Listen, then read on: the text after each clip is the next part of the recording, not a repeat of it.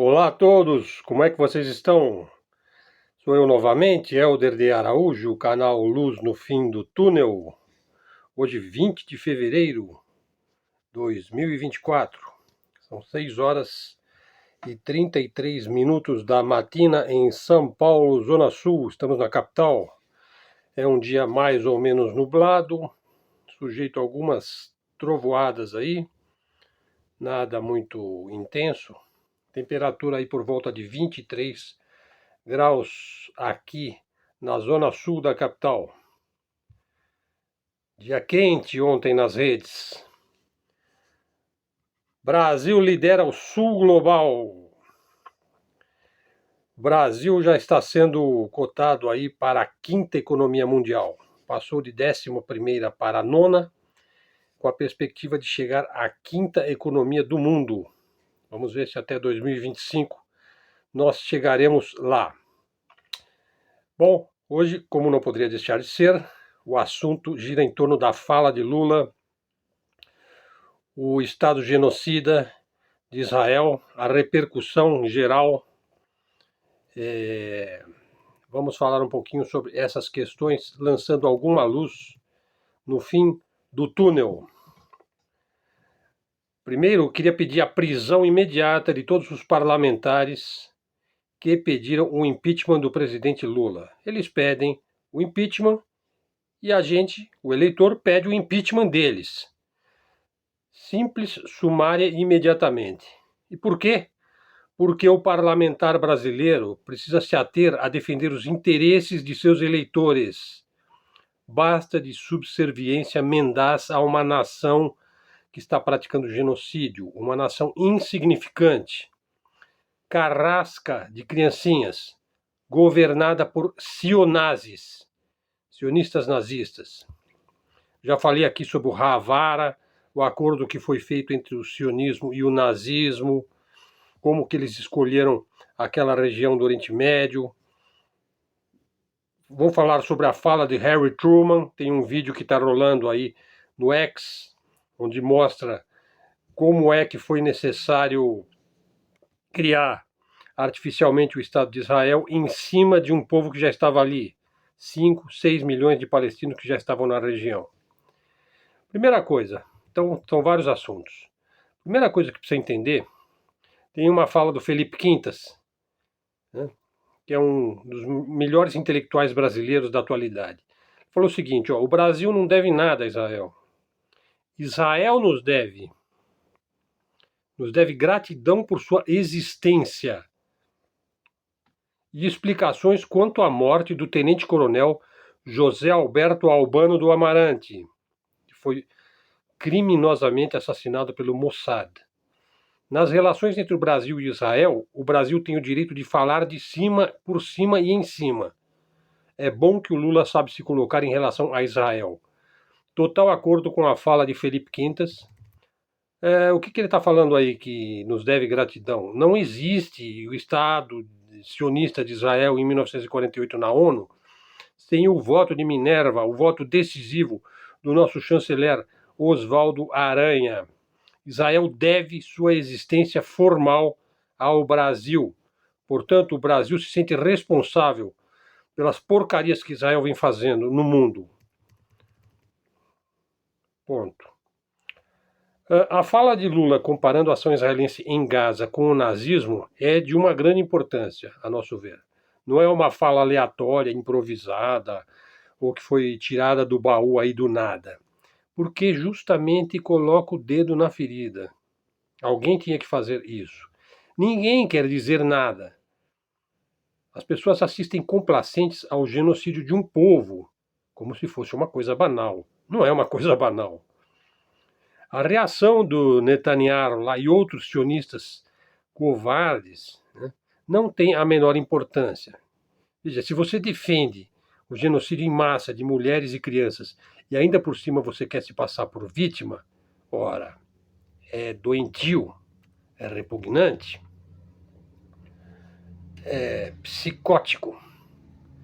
Israel convocou o seu embaixador, que fique lá, não volta aqui. O Brasil já tem bastante problemas aqui. para ter mais um, né?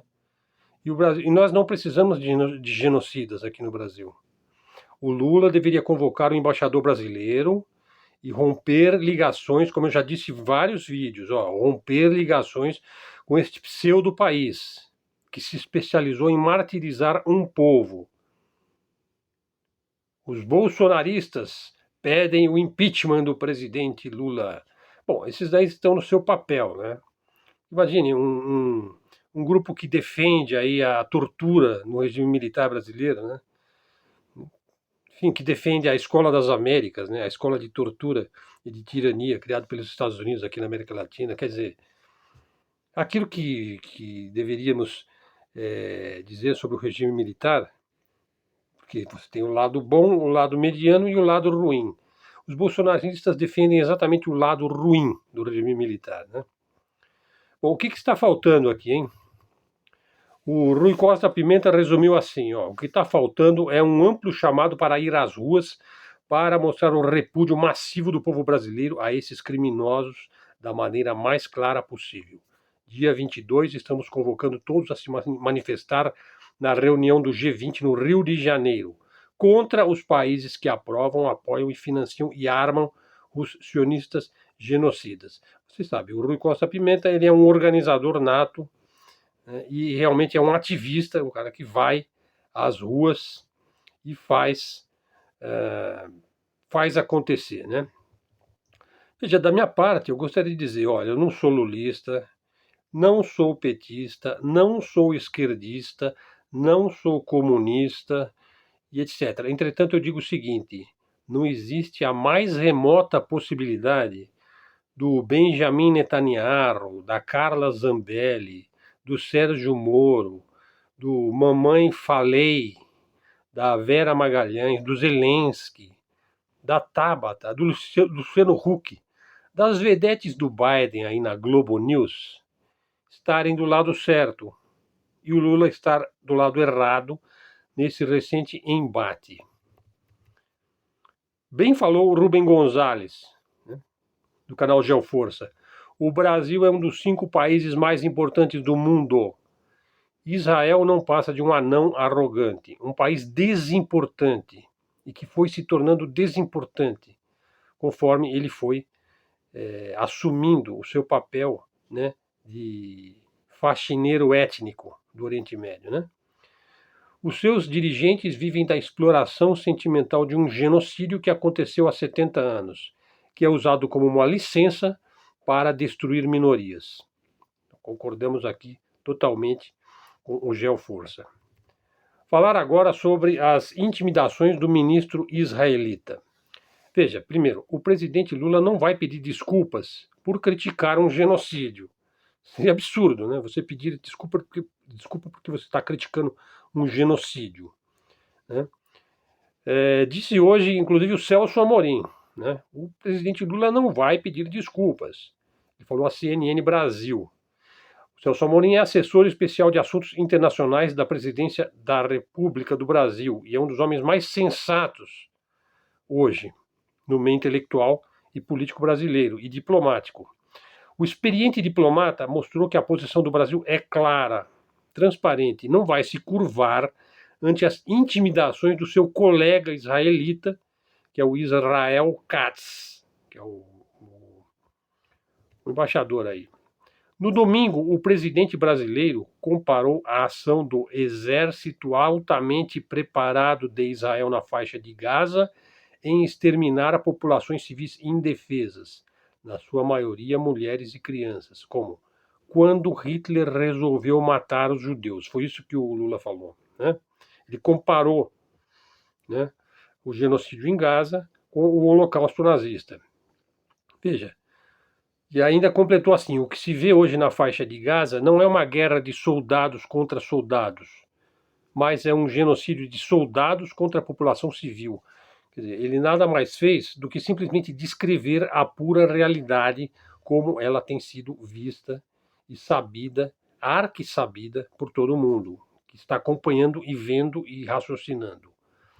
Ele fez uma acusação. Mas o Estado de Israel está sendo acusado internacionalmente. O Lula só está dando voz, né? ao Tribunal Penal Internacional aí, que está lá na África do Sul, movendo ação contra Israel.